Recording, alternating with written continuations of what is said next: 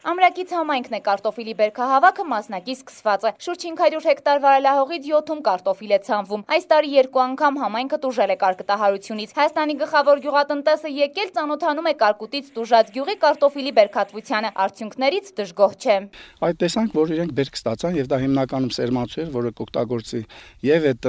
տնտեսվարողների համար, իրենց համար եւ հնարավորություն են նաեւ վաճառելու այլ պահանջողների եւ բարձրորակել սերմեր, այնպես որ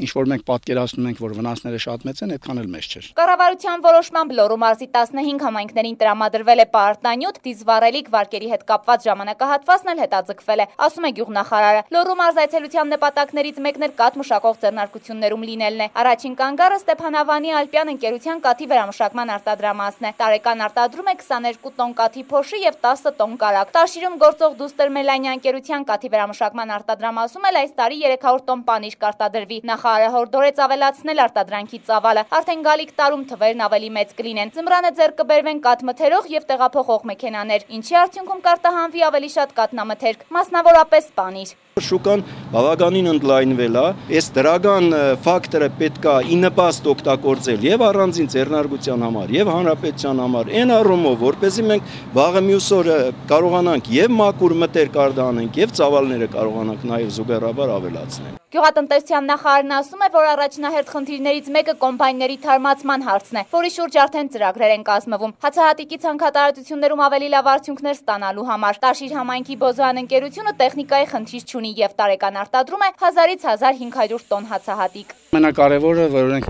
ունեն նոր տեխնիկաներ եւ բերքահավաքը John Deere այդ կոմբայների միջոցով է իրականացվում եւ կորուստներ ընդհանրապես չունեն։ Հանդիպման վերջում գյուղնախարարը ավելացրեց, որ ովքեր կավելացնեն արտադրության ծավալները, վերջիններից ցածր տոկոսադրույքներով վարկեր կտրամադրվեն։ Գյուղատնտեսների առաջարկներին սպասում են նախարարությունում։ Անահիտ Կարապետյան, Համլետ Պապանյան, Առնյուս։